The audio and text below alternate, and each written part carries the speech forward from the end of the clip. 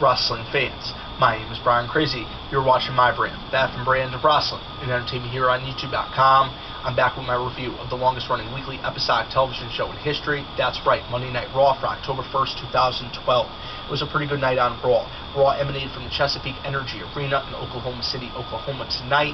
And we start off the show with a recap of the events of last week. The situation between John Cena and CM Punk, and then the situation that ended up developing between CM Punk and the hardcore icon Mick Foley, which ended the night with CM Punk attacking Mick Foley. He ended up delivering a low blow, and then there was a stare down between CM Punk and Ryback. So we start off the show in the ring. All of the players end up out in the ring. First CM Punk and Paul Heyman, then Vicky Guerrero and Dolph Ziggler, then the current general manager of Monday Night Raw, AJ Lee, who announces within this segment that she is under review. She is currently on probation. The WWE Board of Directors has been reviewing some of her actions as of late, and they have decided to put her on probation and have a consultant come in and advise her. Now, throughout the night, she is blatantly doing whatever she pleases, not caring a thing about what this consultant says, and it turns around that she ends up kicking the consultant right out of the building. But, like I said, we start off the show with this great opening segment, all the major players. It ends up evolving into a tag team match later in the night. The tag team champions will end up going against CM Punk and Dolph Ziggler. So then we go into the first match of the night. It is part of the tag team tournament, and Epico and Primo square off against Rey Mysterio and Sin Cara in a first round match. It is a great match. There's so much action. This is what Monday Night Raw is all about. This is what free television matches are all about. This is one of those diamonds in the rough. This is one of those rare gems that you get on free television. Usually you have to wait to the pay-per-views for the big payoffs, the matches like this one. But this was just a great contest. Sin Cara and Rey Mysterio were successful. They picked up the win over Epico and Primo, and they will advance in the tag team title tournament. Then we go into Brodus Clay versus Antonio Cesaro. I really expected a lot more out of Brodus Clay in this match. I really thought that the big man was really going to bring it, but Antonio Cesaro quickly put away Brodus Clay. He ended up hitting him with the Gotch neutralizer, and then it was done at that point. Then we go into The Miz versus Zack Ryder. Another match where I thought Zack Ryder was going to give, a little bit of opposition in the match, but the way The Miz has been booked as of late, The Miz was just dominant in this match. Picked up the win very quickly.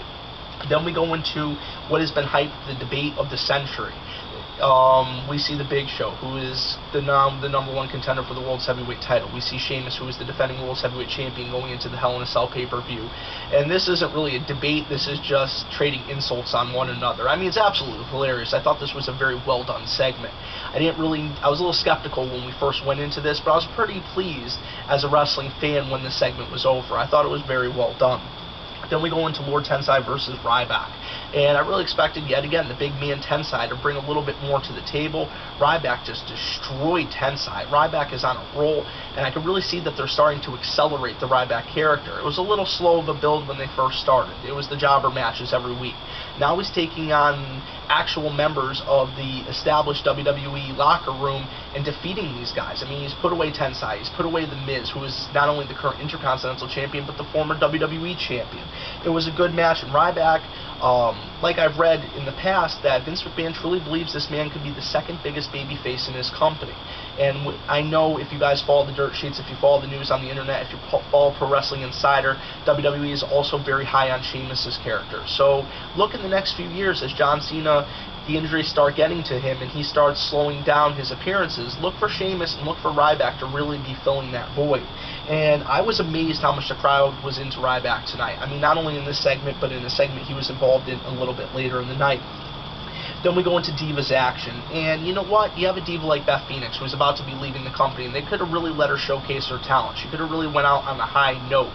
Of course, they don't want to put somebody over that's about to leave their company, but this is what I always say about the Divas division. They want us to like this division. They want us to get invested in this division. They want us to be invested in these performers. They really want us to be interested, but then they don't give them the time to shine. How do you expect an athlete to get all these things, get over with the crowd, if they're not given the time to shine? I mean, you're cutting off their legs before they're even given the chance to stand. Eve Torres ended up playing chicken in this match, picking up the win over Beth Phoenix. Then we go into Santino Marella versus Heath Slater. Santino Marella ends up picking up this match, the win in this match via disqualification after a new group, a group that has been making some noise over the last few weeks, makes their official debut on Monday Night Raw. The group is named Encore, and I really feel like that they're going to make a huge impact on the WWE in the next few weeks and the months to come. Drew McIntyre, Heath Slater, and Jinder Mahal. Now, a very unlikely pairing, but I'm curious what they're going to bring to the table. Then we go into Sheamus versus Damien Sandow. Sheamus ends up picking up the win after Cody Rhodes was at ringside and he was involved in this match. He ended up hitting a double bro kick before picking up the win. Then we go into the ring. We go into a segment with JR and CM Punk. And CM Punk is just gaining heat. I mean, he is a great heel. He probably plays a better heel than he does a face. And, I mean, he's just getting heat in this segment. He's just putting down Jim Ross.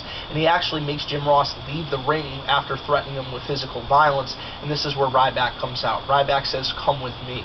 And Ryback doesn't have to say a word. He just stares down the current WWE champion. And believe it or not, CM Punk is the one that ends up leaving the ringside area. Then we go into Alberto Del Rio versus Kofi Kingston. This is another good match. I mean, Kofi Kingston definitely could be main event level talent. And Alberto Del Rio is, been to the big dance. He's won the big dance, former multi-time WWE champion. And it was just a good contest. It was one of those solid contests, like I mentioned at the beginning of this review, that you really like to see on Monday Night Raw. Then we go into the final match of the night. AJ Lee is going to be the special guest referee, and the Kane and Daniel Bryan, who has been dubbed Team Hell No. It was one of the names that I actually was floating around in my head, and if you guys remember that review, I said I really don't know if WWE would go with that sort of thing due to the PG climate, but they're known as Team Hell No, and they went against CM Punk and Dolph Ziggler. Kane and Daniel Bryan were successful, and they ended the night arguing who is the tag team champion.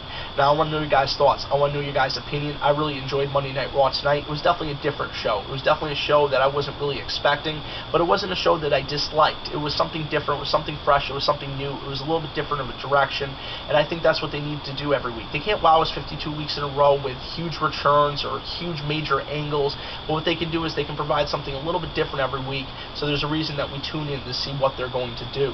Now, for the F and brand of wrestling and entertainment here on YouTube.com, my name is Brian Crazy. Thank you for watching. Please comment below. This is about you guys. This is about fan interaction. I'd be a guy just talking to a camera if it wasn't for you guys.